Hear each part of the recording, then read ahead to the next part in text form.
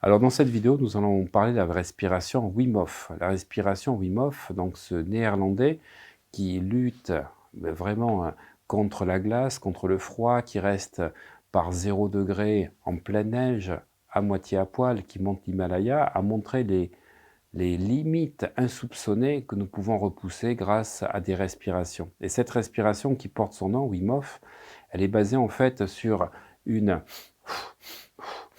Vous allez pomper comme ceci, donc pendant une trentaine de fois, pour faire monter, faire une hyperventilation.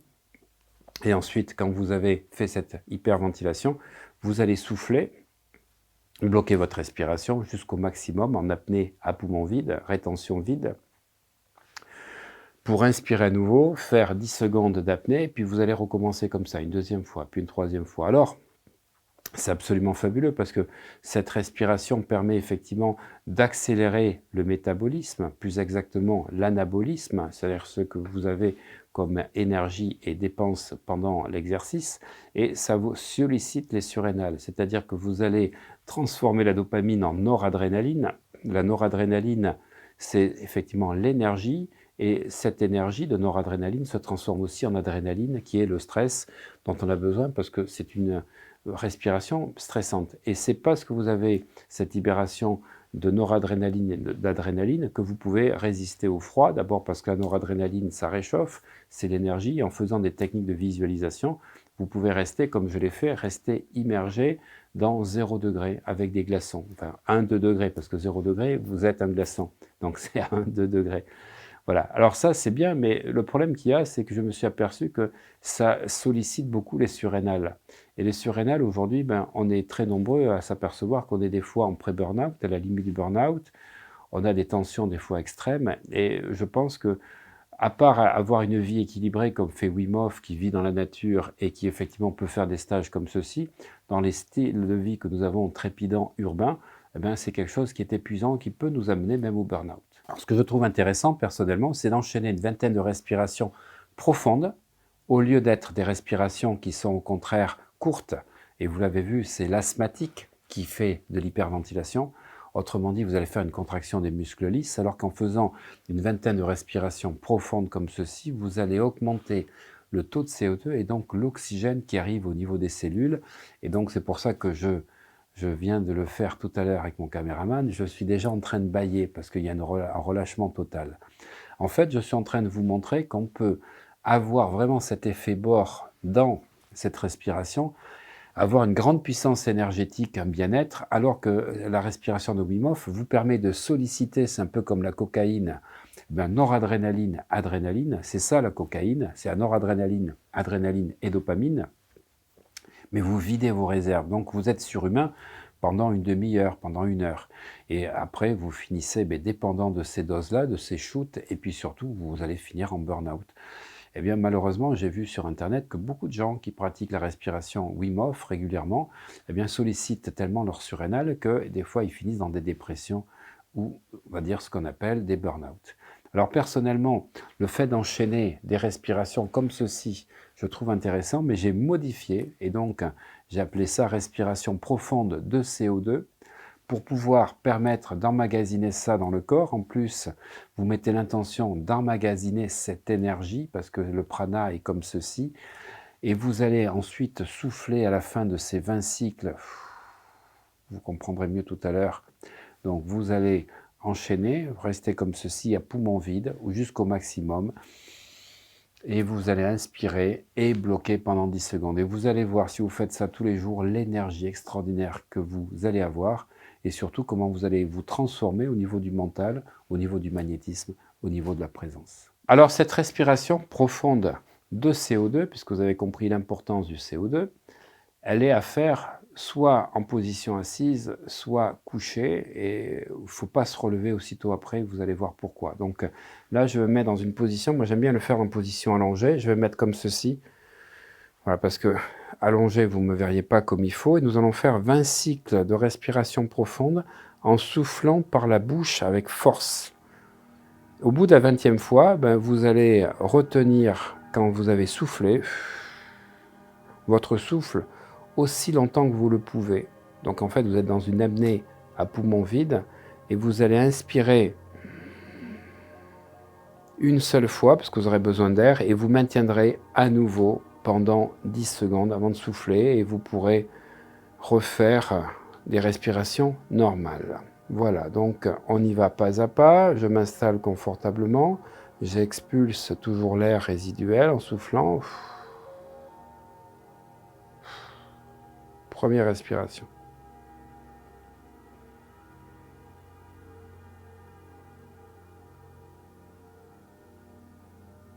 Je souffle profondément. Par la bouche en soufflant fort.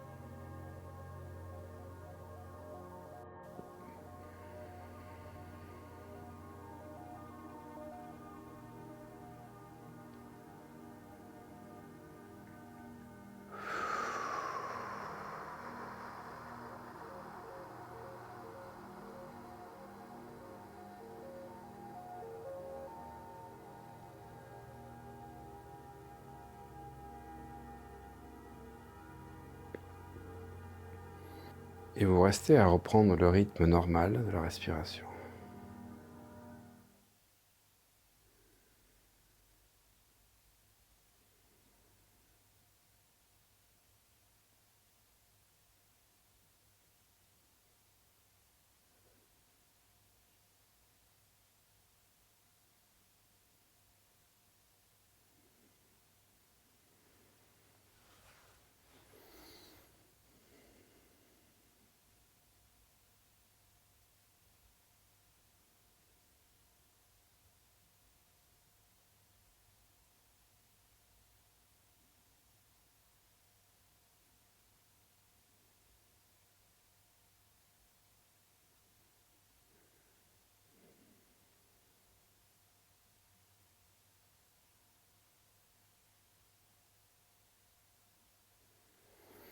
Hmm.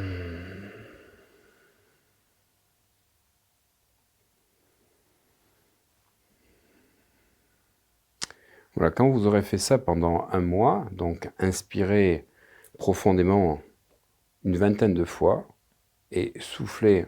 Alors c'est pour vider vos poumons les 20 fois.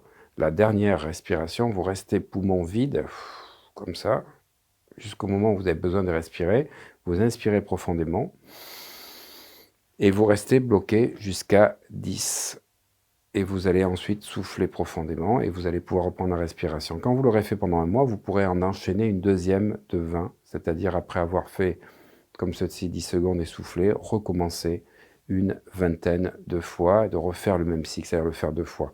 Alors ne le faites pas 3 fois, il faut mieux être encadré quand on fait ça parce que il faut y aller pas à pas, comme je vous dis, mais vous allez voir, les bénéfices de cette respiration sont énormes puisque vous avez des respirations qui sont très fortes au niveau de l'expiration. Donc vous avez vu, le CO2 effectivement permet d'avoir une meilleure oxygénation. La deuxième chose, effectivement, c'est de pouvoir permettre ainsi, en faisant cette apnée profonde au bout des 20 respirations, donc de pouvoir amener beaucoup d'oxygène. Vous allez inspirer à nouveau, rester en apnée, et ça, c'est fabuleux. En tout cas, c'est grâce à cette, on va dire, respiration que j'ai pu faire baisser ma tension, au lieu de passer par anti-hypertenseur. Voilà, je m'étais donné un mois pour y arriver et j'ai effectivement pu passer les fourches codines. Je ne voulais pas être sous anti-hypertenseur. Donc la respiration Buteyko et la respiration adaptée de Wim Hof sont effectivement des super respirations. Alors pourquoi j'ai adapté ça? Parce que quand j'ai pratiqué la respiration Wim Hof, qui est fabuleuse, c'est que le problème qu'il y a, c'est que vous épuisez vos surrénales, puisque vous êtes tout le temps, comme je l'ai expliqué tout à l'heure, dans le vous activez effectivement la respiration un peu du feu, donc vous activez ceci, vous allez ensuite faire des apnées.